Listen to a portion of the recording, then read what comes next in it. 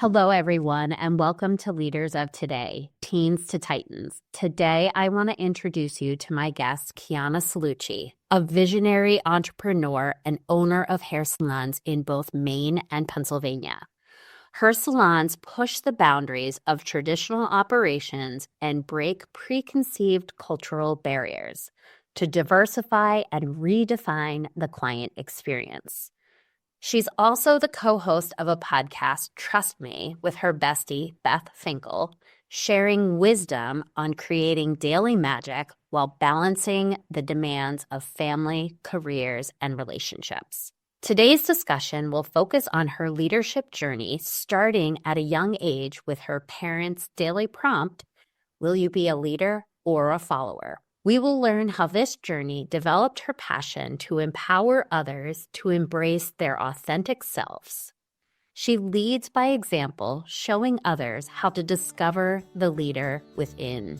So without further ado, let's jump into our conversation. You're listening to Today's Leaders, from Teens to Titans. Hi, I'm Lorraine and Keyana, a teen leadership coach. I transitioned from teaching chemistry to coaching teens in leadership, helping them realize they can do hard things. We've often believed that leadership is an innate trait, but it's actually a skill that you build and improve. On this show, you'll meet today's leaders who share their teenage experiences, revealing how they developed confidence, direction, and the tools to become the leaders they are now. You'll discover how you or the teens in your life have the potential to become confident leaders, even if it doesn't seem possible. Welcome, Keyana. It is so great to have you on the podcast today. I'm so excited and I feel honored just to, be on here talking and sharing my experience, which is something that I love to do. So this feels right at home for me. Oh, fantastic. So I would love to start the way I start all of my podcasts, for you to share a little bit about teenage Keyana and how your experience from that age influenced your journey into who you are today and the leader that you share with others. Yeah. So in my teenage years, it was a long time ago, but one of the things that sticks with me when I try to go back and remember the way that I felt and how I walked and how I talked, one of the things that stands out to me is that I remember always thinking about who I wanted to be. And that may be normal for a lot of teenagers, and it may not be. But I do remember always thinking about that. And not that I wasn't present where I was, it was more so like I wanted to be who I knew I could or who I thought I could. And I'm a dreamer at heart, so that could totally be it. And I come from a family of dreamers. My dad's a dreamer. My mom's a dreamer, a hard worker. And so I don't know if it was a little bit of all that culminating into one, but I've always would think about who I wanted to become and how I could make that happen. I'm a middle child. So I know that with a lot of that comes, and no fault to my parents. My parents are amazing. I came from a great family, but a lot of overlooking because I was that child that could like do it on her own, right? I was that one that was like, oh no, don't worry about me. I got this. But there were times where, I may not have had it or may not have felt 100% strong in it or maybe needed help. But by carrying that, like almost, I can do it, I'm good, I didn't know how to ask for help. I didn't know how to say when things weren't good. So when I was thinking about, always constantly thinking about who I wanted to become and working towards that, I think that because I was always good and always could take care of myself, that I was always pushing myself to the next level, which is a great thing in a sense. But at the same time, I wish that I did know how to ask for help or guidance. And there was a lot of pretending going on. And now that I'm older, I'm like, oh, I wish that I would have had that hard conversation, or I wish that I understood that, like, you don't have to know how to do everything. And a lot of times we go back and you're like, oh, we shoulda, coulda, woulda. But I know that if I had that voice then, I think that some of the stumbles and maybe setbacks wouldn't have been as big or felt as hard if I had that tool then, if that makes sense. It does. And you started with the like what you wanted to be. And I think we ask kids at such a young age, what do you want to be when you grow up? Or who is never really the actual question, right? Who do you want to be when you evolve into the person that you're meant to be? And I think there's a lot that we could unpack in that conversation, but you're right. The asking for help piece for so many teens and now us as adults is one of the hardest challenges that we face. And I think maybe more so for women than men, but I'm not entirely sure. I just know what it's like to be a woman. But where do you think we could empower kids at that age to recognize that asking for help does not signify weakness? I think the best way to do that is to show it. And how I grew up in my family is my family was very close, very tight grandmothers and aunts and uncles, and we were really a close family. And I didn't realize this until I sat with myself recently that I was like, I've never met a calm woman in my family. And when I say that, I mean everyone carried this baggage of things and they juggled every and anything that was thrown into them. And everyone was rushing around. And the word that I remember coming out was busy. Everyone's busy, everyone's busy, everyone's doing things. And you almost wore that as a badge of honor, right? And you were as successful as what you could do and what you handled and what you've overcome. And I think the best way is to show your children like, hey, you don't have to do it all. And I know as parents, you want to be able to carry that, right? You're like, I don't want you to have to worry about anything. I don't want you to have to ask for questions. I don't want you to need anything. I just want to be able to do it and give it to you, that's your heart. But I think the best lesson is to not to do it that way, but to show that, hey, there's going to be times where you're not going to have the answer. There's going to be times where you're not going to be able to fulfill that, and that's okay. Asking for help, leaning on the community and the people that you've built yourself, that you handpicked to sit at your table, leaning on them, because I'd rather have it done right than to be stressed out or not present or not even have it done correctly. So I think that like leaning on friends, family, the people that you have around, and knowing and being honest with your kids that like, hey, you're not going to know it all. You can't do it all. But what you can do it great. And what you can learn, learn that and learn more if you have to. But you don't have to know it all. Yeah. And I've recently, through my journey as developing as a teen leadership coach, part of that journey was realizing the kids that we defined as leaders or named as leaders in high school were the kids at the top. And they were the kids who were performing in academics. They were performing in athletics. They were really dependable kids. They were also the kids who were doing everything. And so we were sending a message, and we are kind of still doing that. We haven't really shifted that, to give somebody else the opportunity to do something could reflect poorly on you. And so we are not really instilling that ability to delegate. So I think you're spot on in the idea of showing and demonstrating, so that when I lean or look to my parents, I already know that my parents aren't these superheroes that they were when we were children. Yes, they are still superheroes. But as a parent, if I can own that I can't do everything, then it instills in my children that they can't do everything and they shouldn't be able to do everything. And that delegation is part of it. So are there some ways that you as a parent, or even you as the salon owner, have found ways to demonstrate to those around you that you can ask for help? Yeah. And I think earlier in my podcast, I spoke on how I made the transition from living in Pennsylvania to moving to Maine and how that wasn't an easy transition for me. I went out kicking and screaming and had a whole tantrum. And only because I didn't know how to delegate, because I was still wearing that badge of honor of I can do it all. And when we made the decision to move to Maine full time, there was no way that I could be split into two. And that was a hard realization for me, like one of the hardest realizations for me. So I had to delegate. I had to find someone that I trusted that could mirror, not only mirror me, but someone that potentially or in some ways could be better than who I was in certain departments, right? You know, like sometimes we're like, oh, there's that saying that if you want something done right, you got to do it yourself. And that's not true, right? But we grew up on that saying, and it's not true. If you want to, do something or give someone a job to do, teach them, show them, and then let them use what you've taught and showed and put their own knowledge and experience into it.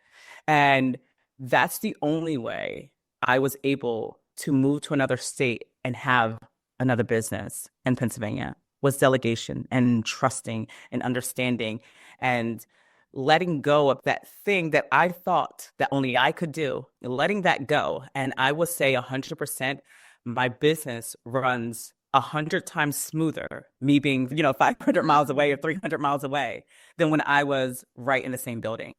Because now I have another perspective. I have someone else looking at it. And then I can take a position of maybe more of a bird's eye view on my business instead of being in it, So making the decision to work on it and not in it was the best decision for me. That's so powerful.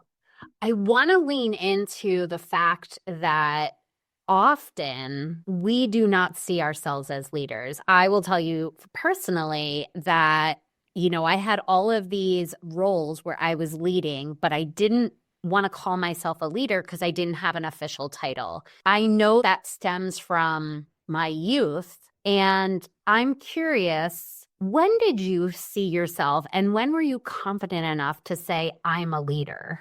You know what? Looking back, I'm like, oh, I was a leader then. But it wasn't until I would say in like my early 30s. I'm now 38. So like my early 30s was when I was like, oh my goodness, it clicked. Now I've had people say these things, right? And I have been put in positions like, oh, you know what, Keyana, we're going to put you here because you've showed X, Y, and Z. Or you know what, we're going to put you in charge of this because we know that you can do all these things that we require for this. So I've been often put in those positions, but I've never seen myself as a leader, even when people would say that. Like, oh, you're a leader, or, I look up to you, or I do this. I almost didn't know how to take that. Yeah. But I would say it started at a very young age. And as you may have heard my story on my podcast, and I spoke at the Maine Women's Conference, at a very young age, my parents every morning would just ask us, are you going to be a leader or a follower every day? And sometimes we don't realize is that the things that we speak into our children at a very young age could either work for them or work against them as they get older. And this simple thing that my dad just maybe thought that he was just trying to get us through a day, right, has become something that I 100% believe in and has shaped me into who I am today.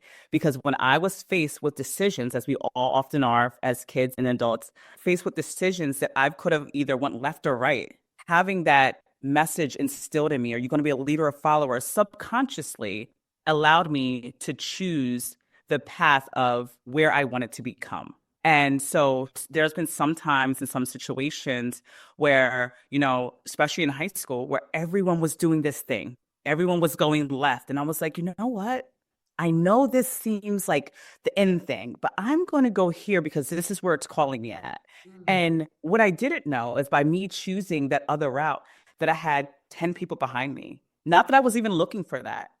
And that didn't even come up while I was doing it, but it was later when people were like, remember when you did this? That had taught me this message. Or, the way you did that and the way you carried yourself through this situation has taught me so much. So a lot of that leadership role, it was something I wasn't necessarily seeking. It was who I was becoming.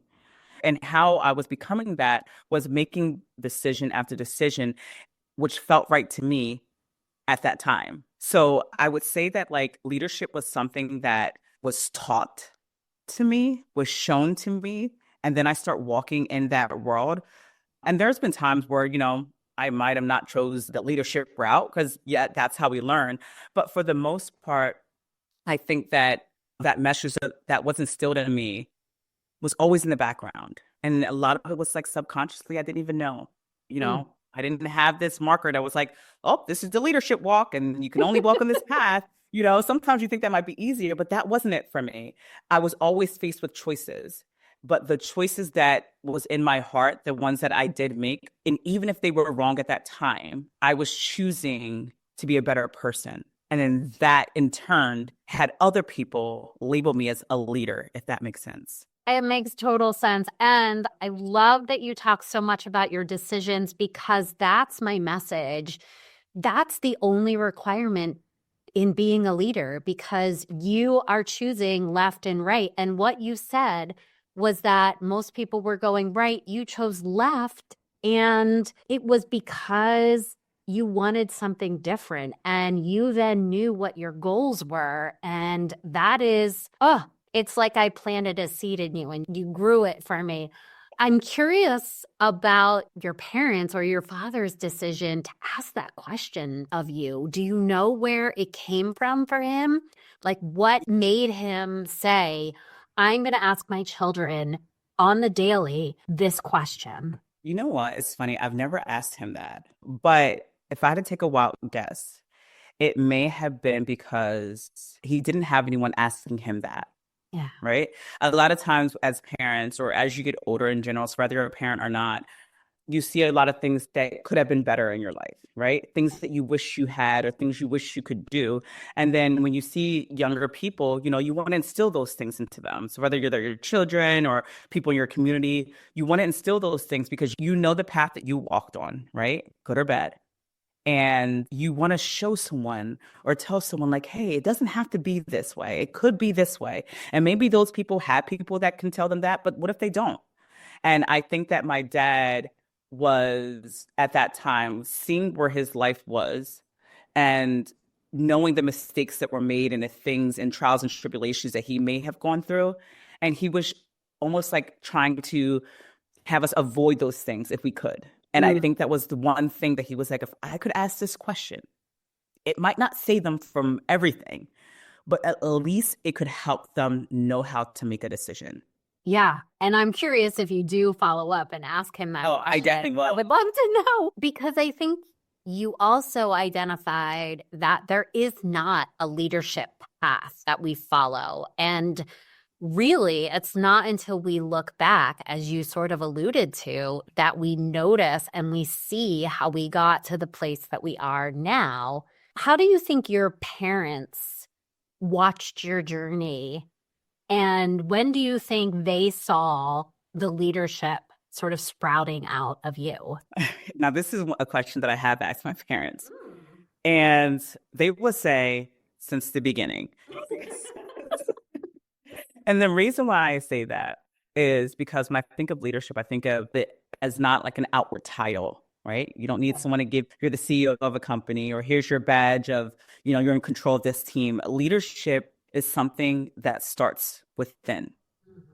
And at a very young age, I was always asking questions. I mean, and this is from a generation that sometimes asking questions meant that you were defying what was being told or what was being said, right? I always ask questions. And not that I wanted to be rude or disrespectful. I asked questions because I truly wanted to know. Coming from a kid sometimes, and I grew up fairly religious, I would ask these questions in church all the time. And I would always say, what does that mean? But why did that happen? Are you sure that happened that way? I don't know about that story, and only because I was curious. Yeah. I needed you to tell me front and back to front of how this happened, why it happened, so it could make sense to me. So my parents, and it's so funny because I'm getting it now with my 6-year-old. She's like a splitting image of me. But I would always ask questions. If they said something like, but why? But why now? Because yesterday you said X, Y, and Z. Why is that? Why is it different today? And so they would say at a very young age, you questioned everything. You wanted to know why about everything. And I think that I was just curious and I just wanted to know more. And I just wanted to feel that oh, what I may believe is what I truly believe and not because someone else believes it. But like I said, if I could go back and, and like I said, I've asked this question to my parents and they would say at a very young age, you've always wanted to walk to the beat of your own drum. Like you always wanted to do what felt right to you, no matter who was doing it, no matter who was, there. You were like, I don't care. I'm there. I'm important enough. And so I've always had that confidence, I would say. But yeah. That's awesome. And that follows into a question that I'd like to ask about defining success and defining leadership. Do you think as a teen, your definition of success and or leadership is the same that you define maybe right now? I think it depends on what success may mean. Now, some people might dive deep and they say success is a number. And that number might be financial. That number might be the amount of things you have. But if you define success and leadership almost as the same thing, meaning if you wake up and you know that you play a sport, let's say you run track or you play basketball, right? And you know that you could either sleep till 9 a.m. and snooze that button, or you can wake up at 7 a.m. because you know you could practice before the team practices. Or, you might have not been that good at that free throw, so you're going to go in and practice that at 7 a.m., right? To me, that defines your leadership skills because you're showing up for yourself first. So before you show up for anyone else, and I want you to look at leadership as showing up for yourself, not anyone else. Don't worry about the band of people that might come behind you, right? Don't worry about what it looks like to your parents or your best friend or whoever. When you truly do it for yourself, all that stuff comes after, right? That's almost a reflection of it. Do it for yourself. So when you're waking up and you're choosing 7 a.m. instead of 9 a.m., you're choosing not only success, but you're choosing leadership because you're doing that for yourself first. And you can ask any person that you might coin as successful, and they will probably tell you, I did the things that most people didn't, right? And the reason I'm successful is because I chose to be a leadership in my life. The reason why I'm a leader, because I chose to do the things that most people didn't. So I think that when you're a teenager and you're trying to look for that thing, it's showing up for yourself 100%, because leadership is a reflection of what comes out. You don't need a title. You don't need a badge. You don't need letters after your first name in order for you to be coined as a leader. That's something that you hone in every single day. And if you stay on that track, what happens is everything else is a bonus. Everything else is the extra part. But I do think that it's an inside job, 100%. 100%. I've never met someone that chose leadership and chose to do those things and wasn't successful, right? And successful, like I said, is something different that everyone might have. Someone's definition of successful could be, I went after this new position and I got it. That's a success. Someone's title as successful or thought of successful might be, I became that professional NFL player or whatever. It looks different, but I feel like if both of those things coincide, and if you're a leader, that will lead to success. And if you're successful, it's because you were a leader. Unbelievable. I love the simplicity of showing up for yourself. And what I find when I ask that question about success, or I ask the question about leadership, how do you define it? No matter how many people are in the room, I get a different answer from each of them because we're all defining it differently. You created a definition that can be for everyone. Showing up for yourself is success, right? Because if you're not showing up for yourself, you can't show up for anybody else. And as moms, we know that we try to put everybody else in front of us and we get lost in the weeds, and then we can't be good for anybody. 100%. I seen this meme the other day, and it was like motivation and discipline, right? And motivation starts out high, right? When you feel something, you're like super motivated. You're like, I'm going to reach for the stars. And maybe for a couple of days, you're on this train of motivation. And then a week or two later, you're like, I'm still motivated. I'm still there. And then it kind of dwindles down, right? Yeah. Because motivation is something that can go from super high to super low, right? Discipline is something that's consistent, right? It's consistent. And motivation will come and go, but discipline, if you are disciplined, it will remain the same. And that is what culminates, right? So that is what goes hand in hand with leadership, being disciplined, doing the things that you might not want to at that time, doing the things that maybe everyone's not doing, right? You know, like when we look at the people that we define as successful in our lives, which are going to be different for every person, right? But when we look at them, we can see one thing. Were they motivated? Yeah, maybe. Yep. Were they disciplined? 100%. 100%. Front and back, they were disciplined. Were they motivated all the time? No, there's times where I'm like, I can't find any motivation. And when you can't find that motivation, some people say, you know what? I'm just going to not do that today. I'm just going to give up for right now. But when you're disciplined, you don't even need the motivation, because when you're disciplined, you're going to go regardless. So I think that, you know, when we're trying to find that thing, when we're trying to find that power, that motivation, that push, discipline yourself, which will then in turn show that your leadership skills, right? Because you became that leader of your life, right? And then that leadership will then reflect your success of where you become because you were a leader that was disciplined. I think it's all connected. It's all hand in hand. And I think that if we look at it as something so simple, the equation is so simple, I think that it will just simplify it all and it will make it attainable for anyone, no matter where you're starting, because we know that life has showed us that we all don't start on the same playing field, right? We don't start at the same starting line.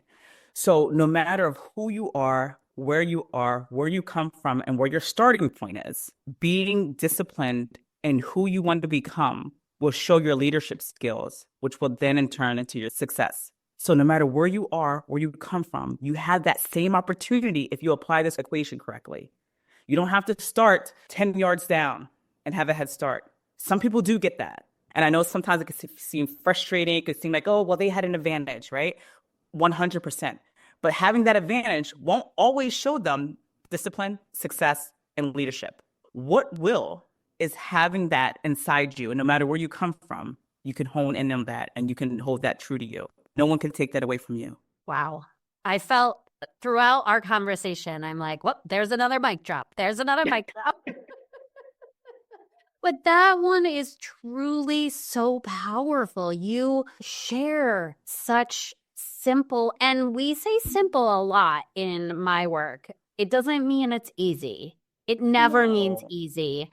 And I love the idea of, if I'm showing up for myself, then I'm creating the opportunity to develop that muscle of discipline. And when I develop the muscle of discipline and I'm showing up for myself, I'm becoming a leader, and becoming a leader then leads me to success. I think that equation, I might make a social media post about that because I think it is so, so powerful. I would love for you to finish up with sharing some advice that you would give to a teenager or even teenage Keyana. Like, what is the advice now that you have come through this journey and you have this opportunity to look back? What is the advice that you would give to a teenager today? I actually have two. The one, I don't know why I'm like getting like a little emotional, but everything you need is already inside you.